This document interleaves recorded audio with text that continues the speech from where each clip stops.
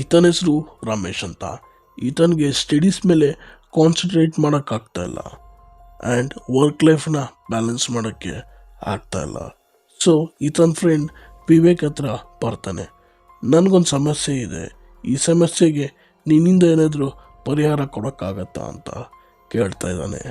So Vivek ಹೇಳ್ತಾರೆ, meditation start ಮಾಡಿ. Meditation start ಮಾಡೋದ್ರಿಂದ ನಿಮ್ಮ ಈ ಸಮಸ್ಯೆಯಿಂದ ಹೊರಗೆ ಬರ್ಬೋದು ಅಂತ ಹೇಳ್ತಾನೆ. ಆದರೆ ರಮೇಶ್ ಇದಕ್ಕೆ ಒಪ್ಪೋದಿಲ್ಲ. ನನ್ನ ಲೈಫ್ನ ಬ್ಯಾಲೆನ್ಸ್ ಮಾಡಲಿಕ್ಕೂ ನನ್ನ ಸ್ಟಡೀಸ್ ಮೇಲೆ ಕಾನ್ಸಂಟ್ರೇಟ್ ಮಾಡೋದಕ್ಕೂ ಇದಕ್ಕೂ ಯಾವುದೇ ರೀತಿ ಸಂಬಂಧ ಇಲ್ಲ ಅಂತ ಕೇಳ್ತಾನೆ. ಆಗ ವಿವೇಕ್ ಹೇಳ್ತಾರೆ, ಮೆಡಿಟೇಷನ್ ಮಾಡೋದ್ರಿಂದ ನಿಮ್ಮ ಮನಸ್ಸಿಗೆ ನಿಮ್ಮ ದೇಹಕ್ಕೆ ವಿಶ್ರಾಂತಿ ಸಿಗುತ್ತೆ, ನಿಮಗೆ ಪೇಷನ್ಸ್ ಜಾಸ್ತಿ ಆಗುತ್ತೆ, ನಿಮ್ಮ ಮೆಂಟಲ್ ಸ್ಟ್ರೆಂತ್ ಕೂಡ ಜಾಸ್ತಿ ಆಗುತ್ತೆ ಅಂತ ಹೇಳ್ತಾರೆ. ರಮೇಶ್ ಕೇಳ್ತಾರೆ, ಸರಿಯಾದ ರೀತಿಯಲ್ಲಿ ಮೆಡಿಟೇಷನ್ ಯಾವ ರೀತಿ ಮಾಡೋದು ಅಂತ. ನನ್ನ ಪ್ರಕಾರ ಹೇಳೋದಾದರೆ ನೀವು ಎಲ್ಲಿ ಬೇಕಾದರೂ ಯಾವಾಗ ಬೇಕಾದರೂ ಮೆಡಿಟೇಷನ್ ಮಾಡ್ಬೋದು. ಇನ್ ದ ಸೆನ್ಸ್, ಈ ಮೂಮೆಂಟ್ನಲ್ಲಿ ಏನು ನಡೀತಾ ಇದೆ, ನಿಮ್ಮ ಗಮನ ಎಲ್ಲಿದೆ, when you are aware of it, it's called meditation in simple terms. ನನ್ನ ಪ್ರಕಾರ ಮೆಡಿಟೇಷನ್ ಮಾಡೋದು ಅಂದರೆ ಕೂತ್ಕೊಂಡು ಜಪ ಮಾಡೋದು ಅಲ್ಲ, ಆಯಿತಾ? ಅದಾಗದೇ ಆಗೋದು. ಈ ವಿಚಾರ ನಾನು ನಿಮಗೆ ಇನ್ನೂ ಸಿಂಪ್ಲಿಫೈ ಮಾಡಿಬಿಡ್ತೀನಿ. Let's start meditation. ನಾವು ಕಣ್ಮುಚ್ಚೋ ಹಾಗಿಲ್ಲ, ಸ್ಟ್ರೈಟಾಗಿ ಕೂತ್ಕೊಳ್ಳಿ, ಪ್ರೆಸೆಂಟ್ನ ಮಾತ್ರ ಫೀಲ್ ಮಾಡಿ. ನಿಮ್ಮ ಮುಂದೆ ಏನು ನಡೀತಾ ಇದೆ ಅದ್ರ ಬಗ್ಗೆ ಮಾತ್ರ ಗಮನ ಕೊಡಿ. ನಿಮ್ಮ ಸರೌಂಡಿಂಗ್ನಲ್ಲಿ ಏನು ಸೌಂಡ್ ಬರ್ತಾ ಇದೆ ಅದನ್ನು ಕೇಳಿಸ್ಕೊಳ್ಳಿ. ಫಾರ್ ಎಕ್ಸಾಂಪಲ್, ನನಗೆ ಈಗ ಜಸ್ಟ್ ಒಂದು ವೆಹಿಕಲ್ ಪಾಸ್ ಆಯಿತು, ಅದು ನನ್ನ ಗಮನಕ್ಕೆ ಬಂತು.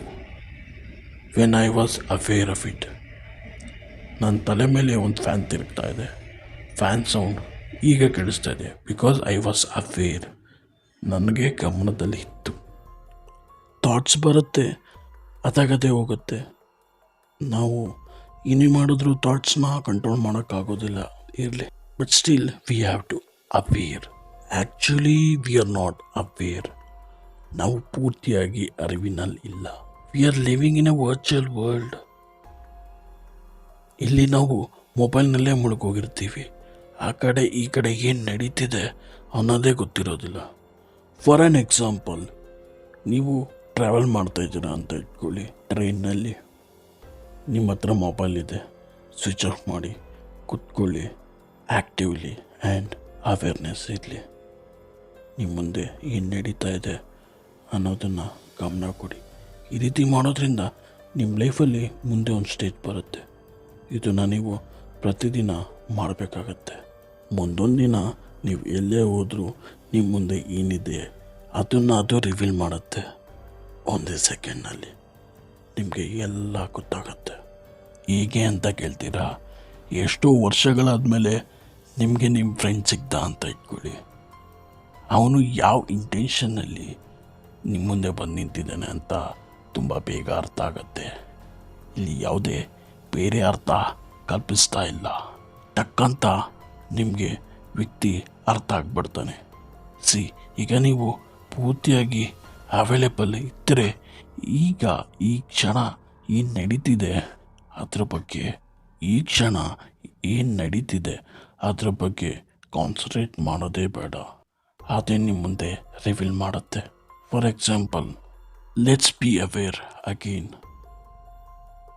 ಅರೆ, ಎಲ್ಲೋ ಸೌಂಡ್ ಬರ್ತಾ ಇದೆ, ಯಾರೋ ಸದ್ದು ಮಾಡ್ತಾ ಇದ್ದಾರೆ, ಎಲ್ಲೋ ನಂದೇ ಫೇವ್ರೆಟ್ ಸಾಂಗ್ ಬರ್ತಾ ಇದೆ, ಕೇಳಿಸ್ಕೊಂಡ್ರ? ಈ ರೀತಿ ನಿಮಗೂ ಆಯಿತಾ? ನಿಮಗೆ ಬೇರೆ ರೀತಿ ಆಗ್ತಾ ಇರ್ಬೋದು.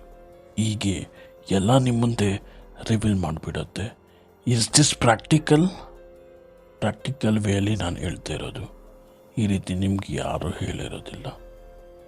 ಈ ಎಲ್ಲ ಸೌಂಡ್ ನೀವಿದ್ದಲ್ಲಿಗೆ ಬಂತ, ಇಲ್ಲ ಸೌಂಡ್ ಹತ್ರ ನೀವು ಹೋದ್ರ? ಸಮ್ಟೈಮ್ಸ್ ನಾವು ಅವೈಲೇಬಲ್ ಇರಲಿಲ್ಲ ಅಂದರೆ ಏನೂ ಕೇಳಿಸಲ್ಲ. ಅವೈಲೇಬಲ್ ಇದ್ದರೆ ನಮಗೆಲ್ಲ ಅರಿವಿಗೆ ಬರುತ್ತೆ. ನಾವು ಅವೈಲೇಬಲ್ ಇರಬೇಕು ಅಷ್ಟೇ. ಇದೆಲ್ಲದ್ರ ಬಗ್ಗೆ ನಿಮಗೆ ಅರ್ಥ ಆದರೆ ನೀವು ಎಲ್ಲವನ್ನು ನೋಡ್ಬೋದು. ಬೇರೆಯವ್ರಿಗೆ ಕಾಣದೇ ಇರೋದು ನಿಮಗೆ ಕಾಣುತ್ತೆ. ಇದು ಅವ್ರಿಗೆ ಇಂಪಾಸಿಬಲ್. ಬಿಕಾಸ್ ಅವರ ಮನಸ್ಸು ಮರ್ಕಟವಾಗಿರುತ್ತೆ. ಮರ್ಕಟ ಅಂದರೆ ಕೋತಿ, ಬೇರೆದ್ರ ಜೊತೆ ಸೆನ್ಸ್ ಆಡ್ತಾ ಇರುತ್ತೆ. ದೆನ್ ನೀವು ಯಾವುದೇ ಕೆಲಸ ಮಾಡಿದ್ರೆ ಅಥವಾ ಬಿಸ್ನೆಸ್ ಮಾಡಿದ್ರೆ ಬೇರೆಯವ್ರಿಗಿಂತ ಹೆಚ್ಚಾಗಿ ಬೇರೆಯವ್ರು ಕಾಣದೇ ಇರೋದು ನಿಮಗೆ ಬೇಗ ತಿಳಿಯುತ್ತೆ. ಇದನ್ನು ಮಾಡೋದು ತುಂಬ ಸುಲಭನಾ ಅಥವಾ ಕಷ್ಟನಾ? ಸ್ಕೂಲ್ನಲ್ಲೋ ಕಾಲೇಜ್ನಲ್ಲೋ ಈ ರೀತಿ ಹೇಳ್ಕೊಟ್ಟಿದ್ದಾರ? ಇಲ್ಲ.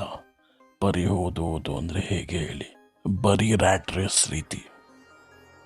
ಲೈಫಲ್ಲಿ ಯಾವುದೇ ಪ್ರಾಬ್ಲಮ್ ಬಂದರೂ ಫೇಸ್ ಮಾಡೋ ರೀತಿನೇ ಗೊತ್ತಿಲ್ಲ ಅಂದರೆ ಹೇಗೆ ನಡೆಯುತ್ತೆ? ಅದನ್ನು ಅರ್ಥ ಮಾಡ್ಕೊಳ್ಳೋದು ಹೇಗೆ? ಪ್ರಾಬ್ಲಮ್ಗೆ ಸೊಲ್ಯೂಷನ್ ಹೇಗೆ ಸಿಗುತ್ತೆ? We have to just to be available, not should be unavailable. I think ಈಗ ನಿಮ್ಗೆ ಅರ್ಥ ಆಯಿತು ಅನಿಸುತ್ತೆ ಯಾವ ರೀತಿ ಮೆಡಿಟೇಷನ್ ಮಾಡಬೇಕು, ನಾವು ಯಾಕೆ ಅವೈಲೇಬಲ್ ಇರಬೇಕು ಅನ್ನೋದು ಅಂತ. ಈಗ ನಾನು ಹೇಳೋದನ್ನ ಸ್ವಲ್ಪ ಗಮನದಲ್ಲಿಟ್ಕೊಳ್ಳಿ. ಹೀಗೆ ಕಂಟೆಂಟ್ ಕ್ರಿಯೇಟ್ ಮಾಡ್ತಾ ಭಗವದ್ಗೀತೆನ ಓದೋಕ್ಕೆ ಶುರು ಮಾಡಿದ್ದೀನಿ. ಅದನ್ನು ಹೇಗಿದೆಯೋ ನಾವು ಹಾಗೆ ಅಕ್ಸೆಪ್ಟ್ ಮಾಡ್ಕೋಬೇಕು. ಆ್ಯಂಡ್ ಅದು ಹೇಗಿದೆಯೋ ಅದನ್ನು ಹಾಗೆ ಅರ್ಥ ಮಾಡ್ಕೋಬೇಕು. ನಮಗೆ ಒಳ್ಳೆಯದೇ ಆಗಲಿ ಕೆಟ್ಟದೇ ಆಗಲಿ ನಾವು ಥ್ಯಾಂಕ್ಫುಲ್ ಆಗಿರಬೇಕು. ಅದನ್ನು ಬಿಟ್ಟು ಎಲ್ಲದಕ್ಕೂ ಭಗವಂತನ ಬೈದು ಬಿಡೋದು ಇದು ತಪ್ಪಲ್ವಾ? ನಮಗೆ ಏನೇ ತೊಂದರೆ ಆದರೂ ಅದಕ್ಕೆ ನಾವೇ ಪರಿಹಾರ ಹುಡ್ಕೋಬೇಕಾಗತ್ತೆ.